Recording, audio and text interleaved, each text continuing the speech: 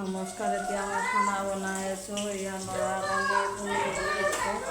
ইয়াৰ পনীৰখিনি আৰু আগতে কাজু দি তেনেধৰণে বনাইছিলোঁ, কিন্তু কাজু বিলাহী এইবিলাক মছলা পাতি দি বনালে আপোনাৰ বেছি গেছ হৈ যায়। এইকেইদিন বহুত গেছ উঠি গৈছে পনীৰ খোৱাতে এনেধৰণে।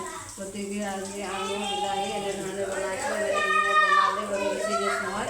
এয়া পনীৰখিনি বনাইছোঁ আৰু এইফালে মাছখিনি ভাজি লৈ আছোঁ আৰু এইখিনি পচলা বনাবৰ কাৰণে পচলাখিনি কাটি থৈ দিছোঁ। পচলা বনাম আজি। গাঁৱৰ পৰা মায়ে দি পঠাইছিল আৰু বহুদিন হ'ল এদিন খাইছিলোঁ আৰু আজি মাছেদি বনাবৰ কাৰণে মাছেদি খাম বুলি লৈছোঁ। আপোনালোকে চাই আপোনাৰ পিঁয়াজ জলকীয়াখিনি দি দিছোঁ আৰু পচলাখিনি এতিয়া বনাম। মাছ দি বনাম আজি। আপোনাৰ ডাঙৰ মাছ দিয়ে বনাম, সৰু মাছ দিলে বেছি ভাল হয় সৰু মাছ দি বনালে। আৰু এইখিনি ভাজি ল'ম। চাই থাকিব আপোনালোকে। গোটেইখিনি আপোনালোকক দেখাই আছোঁ। এতিয়া মোৰ পিঁয়াজখিনি ভাজি লোৱা হৈ গ'ল। পচলাখিনি দি দিছোঁ। আপোনাৰ সৰু মাছখিনি এতিয়া ক'ত পাব, গতিকে ডাঙৰ মাছতে খাব লাগিব। সৰু মাছ নাপায়ো তাতকৈ লাগিলে। এতিয়া এইখিনি ভাজি ল'ম, আপোনালোকে চাই থাকিব আৰু দেখাই থাকোঁ। মছলা পাতি কমি দিয়ে এনেই বনাম আৰু আপোনালোকে চাই থাকিব। গোটেইখিনি দেখাই আছোঁ। এইখিনি ভাজি ল'ম। ভজা হোৱাৰ পিছত দেখাই আছোঁ। আপোনাৰ সোৱাদ অনুসৰি নিমখ দিব। নিমখখিনি দি দিছে। আপোনালোকক যিমান পৰিমাণৰ লাগে সেইখিনি দিব আৰু আপোনাৰ হালধি দিছোঁ। এইখিনি আৰু একো ব্যৱহাৰ কৰা নাই। আৰু মাছ দিছোঁ বাৰু।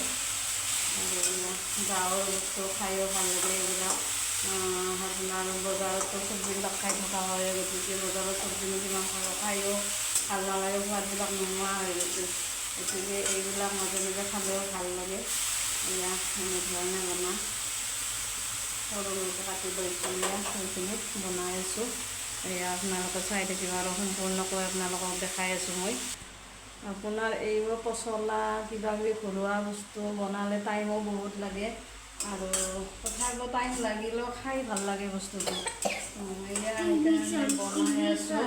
তুমিও টিভি চাইছিলা তেতিয়া চাইছিলা নহয়, পিছত চাবা আৰু এতিয়া ল'ৰাই টিভি চাই খেলি খেলি আমনি লাগিছে। টিভি চাম বুলি কৈ আছে। মই ভাত বনাই আছোঁ। কিমান কৰিব আৰু উৎপাতো কৰি আৰু ল'ৰাই যিহেতু দিনত খোৱা নাছিলে, জল্দি সেইকাৰণে ভাত বনাই আছোঁ। মানে এতিয়া শুব নহ'লে, খাব নাপাব নহ'লে ভাত। সেইকাৰণে বাৰু বাকী হৈছে। পনীৰ হ'ল, দালি হ'ল, মাছৰ আঞ্জা হ'ল আৰু লাষ্ট এইখিনি বনাই আছোঁ পচলাখিনি। পচলাখিনিও সম্পূৰ্ণকৈ মোৰ হৈ গ'ল। আৰু আপোনালোকৰ যদি ভিডিঅ'টো ভাল লাগিছে লাইক কৰিব, কমেণ্ট কৰিব আৰু ছাবস্ক্ৰাইব কৰিবলৈ যাতে নাপাহৰে। আজিলৈ ইমানেই।